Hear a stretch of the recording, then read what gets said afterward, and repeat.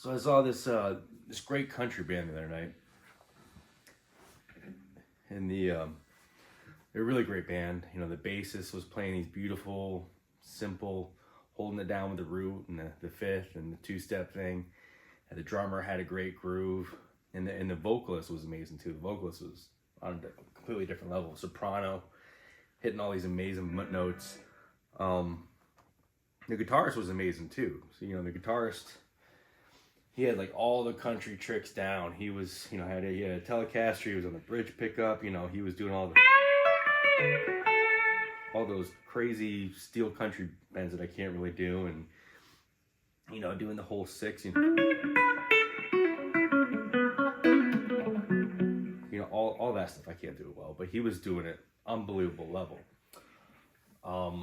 The one thing though, which is kind of something that was almost a reminder of what not to do when you're playing in a band. You know, the number one thing you want to do is you always want to keep the groove. Because I feel like if you're out of groove, if you're not in timing with the drummer, the whole thing's going to fall apart. If you don't have the groove and the rhythm, it doesn't matter what's going on. The second most important thing is, especially if you have a good singer, and you want to support them. So keep the groove and then support the singer. This guy last night, he was really kind of cranked, and he was doing all those licks.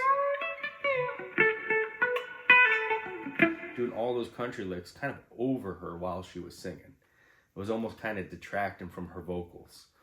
I've seen some guitars, you know, in some music it might work, but definitely if you have a great singer and she's leading it with beautiful notes, it's better to sit back and just, you know, find your spots.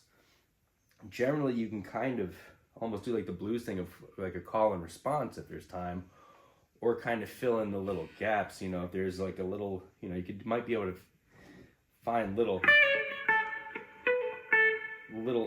small licks in between if the song, if it's appropriate for the song. You know, I think again it was, you know, just a reminder of like you got to serve the song as like the overall theme of being a guitarist in any band is you don't want to lose that. Another thing that I noticed is that she had a very high voice, and so she was, you know, her timbre, her kind of notes were really high, and he was also playing notes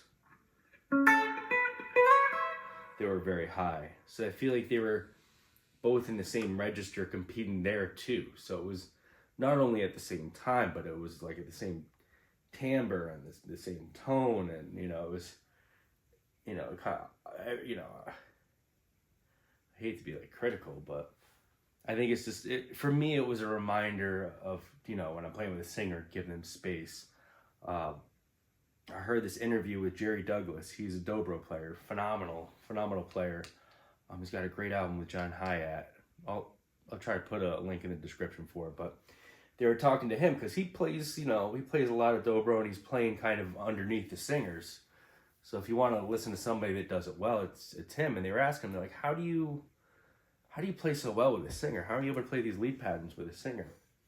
And that's what he was talking about, the register of their voice. He's like, well, you know, if somebody's very high in their register, and you know, and they're singing, you know, if they're singing up here, he's like, I'll play licks that are more down into the different register.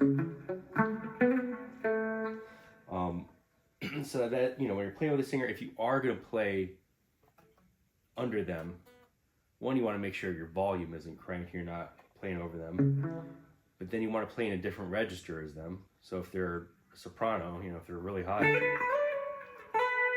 you might want to play more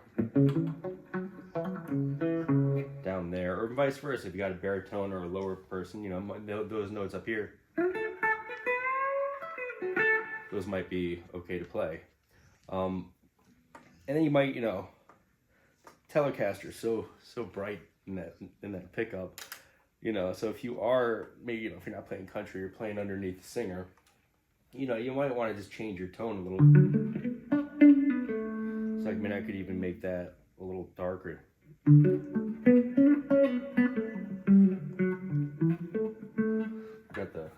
turn the phaser off. I feel like for me, it's not country unless it's got the Waylon Jennings phaser thing. You know, that kind of darker tone is going to be a lot different than, you know, the same thing.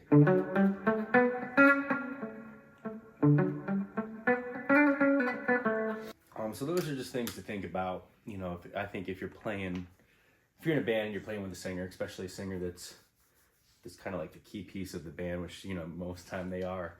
The other thing is, a lot of times less is more. Most time in all music, less is more. That's something I struggle with when I play leaded, so I always play way too many notes.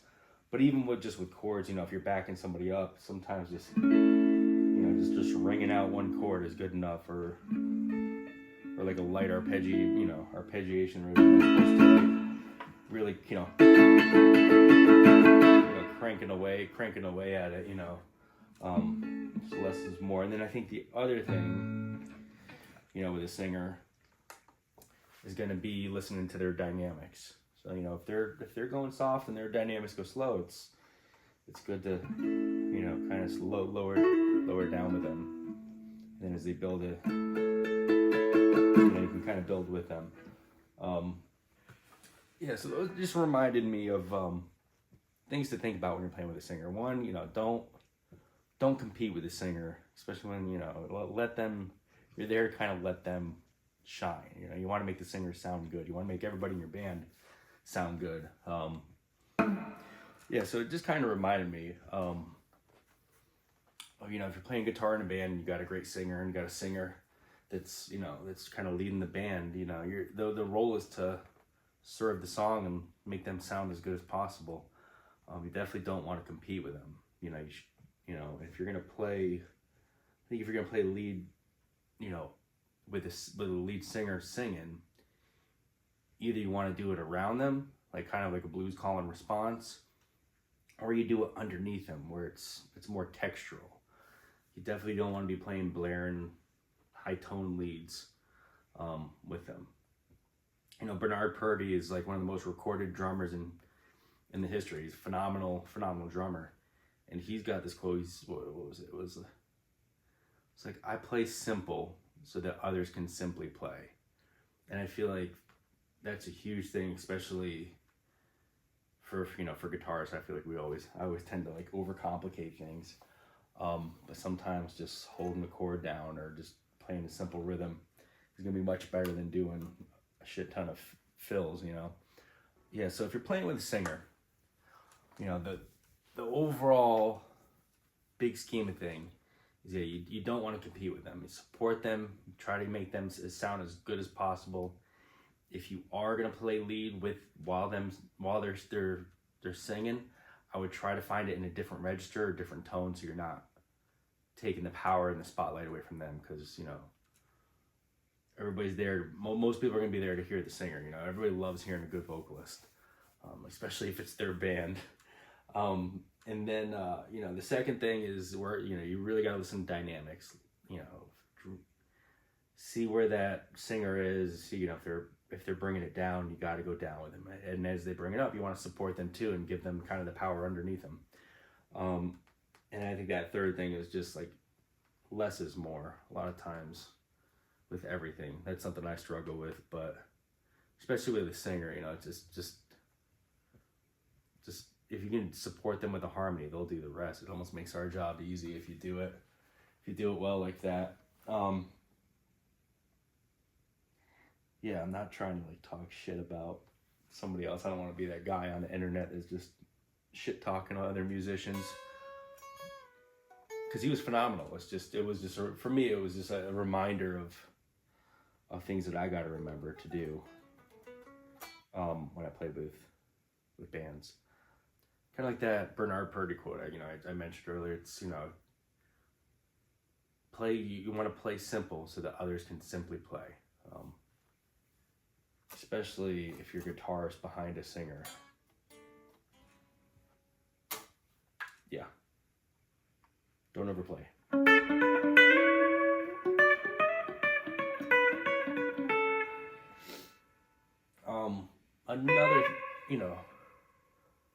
Another thing would be, this doesn't have to really do with singers, more guitar, like guitar stuff.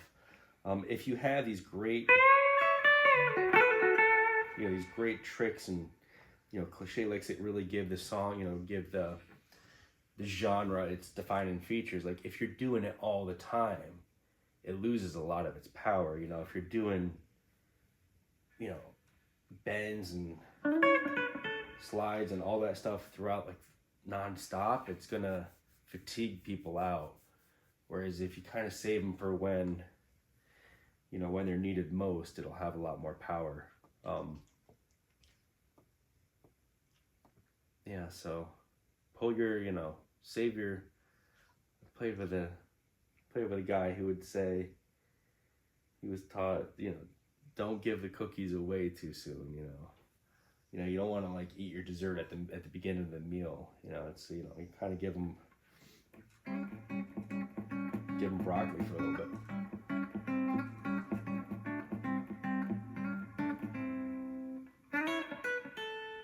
Then throw in those licks to get there.